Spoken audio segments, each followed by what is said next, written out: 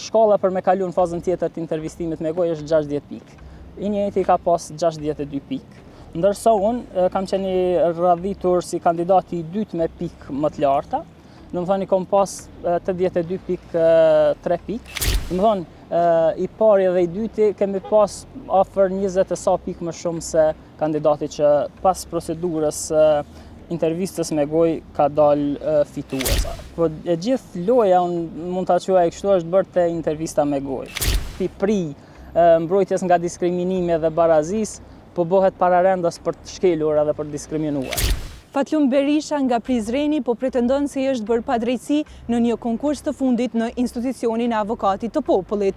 Për këtë konkurs, Gazeta Insajderi kishte raportuar disa ditë më parë ku pozitën e këshilltarit juridik në zyrën rajonale të avokatit të popullit në Prizren e kishte fituar Leutrim Gërmizaj, dhëndri kryetarit të komunës së Suarekës, Bali Muharemaj. Gazeta Insajderi ka tentuar të marrë një përgjigje nga kryetari Bali Muharemaj lidhur me mundësinë e konfliktit të interesit apo ndikimit në procesin e përzgjedhjes, mirë po i njëjti nuk ka kthyer asnjë përgjigje.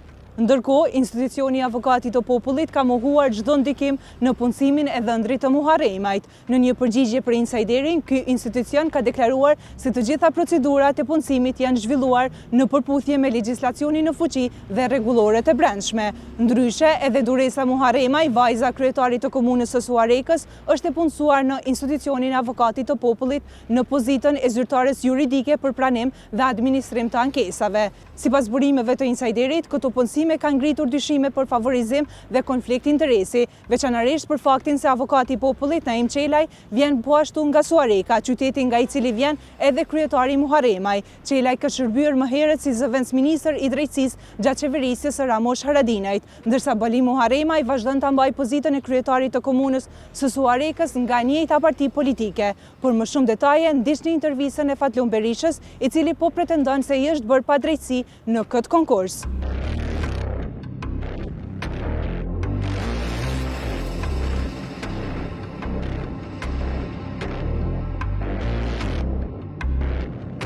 Fatlum, a mundesh më na tregu cilat janë pretendimet e tua lidhur me konkursin e fundit në institucionin e avokatit të popullit Dega në Prizren? Po, lidhur me këtë konkurs përkatësisht me titull për këshilltar juridik në këtë pozitë. Unë kam qenë njëri nga kandidatët që kam apliku për me u punësu në këtë pozitë dhe realisht jam i pakënaqur me komplet procedurën, si është zhvillu ky konkurs, veçanërisht edhe me vlerësimin që më është bë sidomos te pjesa e intervistës me gojë nga ana e komisionit, pasi që konsideroj që është bë e padrejt kundrejt meje, po edhe kundrejt kandidatëve të tjerë në këtë procedurë, bazuar në arritjet që i kemë bo me pikë në testin me shkrim, pasi që kandidati i cili është vlerësu me pikët minimale, mund të them ashtu, në intervistën në testin me shkrim, ka dalë të jetë në fund procedurës si kandidat fitues. Unë këtu me vete kam edhe gjitha dokumentacionin që dëshmon këtë gjë, që e kam siguru pas kërkesës për qasje në dokumente publike tek institucioni i avokatit të popullit. Sa pikë i ka pas kandidati fitues në testin me shkrim dhe sa i keni pasur jo? Kandidati fitues në testin me shkrim, sipas dokumenteve që më janë ofruar, i ka pas 62 pikë. Prej 60-ave së është sipas rregullores për procedurat e rekrutimit të avokatit të popullit, do të thonë shkalla për me kalu në fazën tjetër të intervistimit me gojë është 60 pikë. I njëjti ka pas 62 pikë. Ndërsa unë kam qenë radhitur si kandidati i dytë me pikë më të larta. Do të thonë i kam pas 82 pikë 3 pikë, ndërsa para meje ka qenë një kandidat tjetër me 86 pikë 3 pikë. Do të thonë i pari dhe i dyti kemi pas afër 20 e sa pikë më shumë se kandidati që pas procedurës intervistës me gojë ka dalë fitues.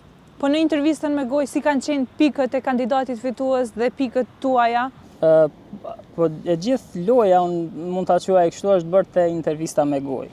Pasi që munden edhe komisioni vlerësues lirisht me thonë që intervista me gojë është shumë subjektive, edhe zakonisht nxirren te pjesa e subjektivitetit vlerësimit. Mirë po, nuk mundet me qenë subjektive një vlerësim kur pothuajse fushat e njëjta mbulohen sikur të intervista me gojë ashtu edhe te testi me shkrim. Pasi që edhe në test me shkrim ki njohuri dhe aftësi të përgjithshme, edhe ki njohuri që lidhen me vendin e punës për cilat përgjigjesh në pyetje, njësoj ashtu edhe te intervista me gojë. Prandaj, derisa unë jam vlerësu për të njohuritë e përgjithshme, për shembull në test me shkrim, me 50 nga 60 pikët e mundshme, si është e mundur që të vlerësohem me 15 pikë prej 40 mundshmeve në intervistë me gojë. Gjithashtu edhe pyetjet të cilat janë parashtruar nga ana e komisionit kanë qenë në mos përputhje me vetë atë se çfarë duhet të përmbajnë sipas rregullores së këtij institucioni, pasi që tek intervista me gojë, domethënë është ndarë në 3 pjesë, te personaliteti dhe planet profesionale, aftësi dhe shkaftësi dhe njohuri që lidhen me vendin e punës. Neve paktën unë si kandidat e kam pas vetëm një pyetje lidhur me personalitetin, nëse mund ta quaj ashtu, ose planet, ku na kanë thonë që të flasim për veten dhe të tregojmë lidhur me përvojën edhe çfarë pretendime kemi për të ardhmen, dhe më pastaj kemi pas 4 pyetje të ndryshme prej komisioneve lidhur me vendin e punës. Për fushën e dytë, sa i përket aftësive dhe shkaftësive, s'kemi pas asnjë pyetje. Ndërsa këtu jam vlerësu. Nuk e di ku e kanë marrë atë vlerësim, mirë po e kanë vlerësu, kokna përgjigj, hiç pa u përgjigj lidhur me këtë pjesë. Mundeni me marrë pamje edhe lidhur me këto formularet e vlerësimit që i kam edhe për kandidatin fitues edhe për vete, ku shihet vlerësimi maksimal i tij në pjesën e intervistës me gojë, ndërsa mund të them vlerësimi minimal kundrejt meje në këtë intervistë nga ana e komisionit, në mënyrë që i njëjti disit na kaloj neve që kemi pas më shumë se 20 pikë në testin me shkrim. Gjithashtu, përveç pjesës intervistës me gojë, ka pas edhe disa vonesa të tjera procedurale gjatë zhvillimit të konkursi, ku sipas rregullores 10 ditë pas mbylljes së afatit konkurrimit është dashur që të bëhet lista e ngushtë dhe të njoftohen kandidatët se kush janë pjesëmarrës, kush i kanë plotësuar kriteret për listë të ngushtë për të marrë pjesë më pastaj në test.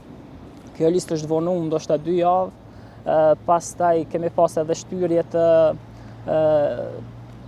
testit me shkrim për shkaqet teknike që i kanë pas si problematika atje. Domethënë ka pas edhe shkeljet e tjera procedurale. Lidhje që mund të ketë pas ndikim në këtë procedurë. Unë pas përfundimit procedurës nuk jam anku në institucionin e avokatit popullit, për faktin se pash se edhe përkundër asaj që ky institucion duhet t'i prij mbrojtjes nga diskriminimi dhe barazis, po bëhet pararendas për të shkelur edhe për të diskriminuar. Prandaj nuk e kam marrë mundin që të bëj dhe ankesë, të ushtroj ankesë, pasi që ankesën do ta shqyrtonte prap një komision i formuar prej këtij institucioni. Edhe kam heq dorë prej ankesës, mirë po jam drejtu avokatit popullit me email, edhe gjitha këto që ja thash edhe juve, ja kam bërë ditur edhe atij, edhe e kam njoftuar që kam bë mediale këtë punë, pasi që mund me pas edhe konflikt interesi bazuar në faktin se i njëjti e ka edhe motrën e gruas të punësuar në atë institucion.